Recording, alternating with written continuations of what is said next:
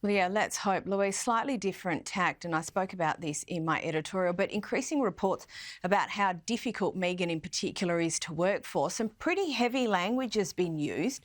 What's been reported that's new this week? Well, a report went up on the Daily Beast, which is a website in the US, and it really does not pull any punches. It's savage.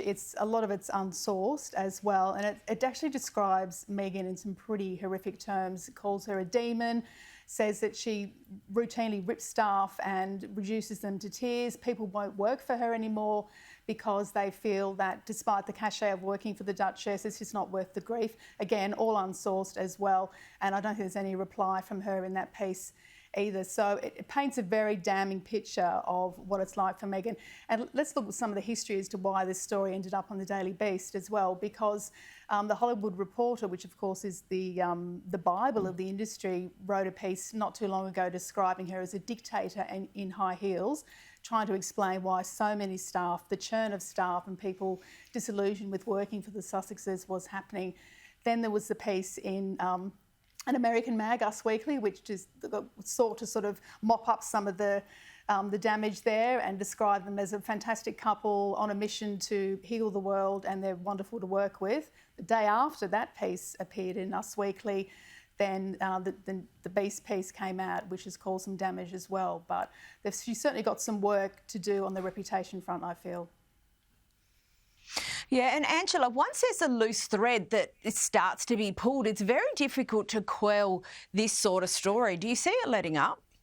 Not at all. And I think the reason it's not letting up is because the palace never released the findings of the bullying allegations investigation that the independent review that they undertook a few years ago. Now, nothing was ever published. The whole point of doing that review was that there had been complaints about Meghan. And so as journalists, we know if we don't have an unresolved story, we will keep pulling at that thread, as you know.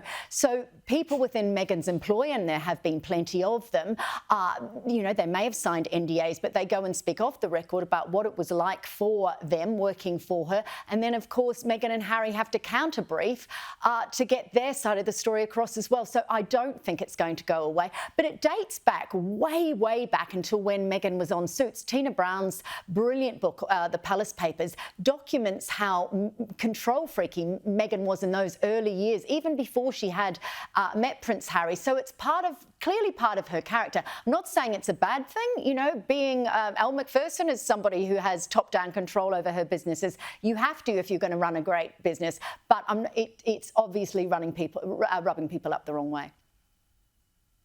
And still with you, Angela, on that point that you make about the counterpunch, I suppose, the Sussexes do appear to be doing their best to hit back, but it's very, very difficult when there's that tide. That's right, and as Louise mentioned, they are hitting back, and they're hitting back with named sources, which is, of course, what the Daily Beast didn't have. So they have members of staff on record saying, oh, Meghan and Harry were amazing when my mum was sick, or I got a new dog and she dropped off a dog lead to me. I mean, there was even, as you know, Caroline, there's been a lot of controversy about Meghan expecting people to respond to her at all hours of the day. Well, one member of staff released the fact that her email sign-off, in fact, says, my working day may not be the same as your working day. Please don't feel obliged to respond. Now, if you're going to put out that level of detail to counter-offensive criticism against you, it shows that you're really rattled, and I think they really are.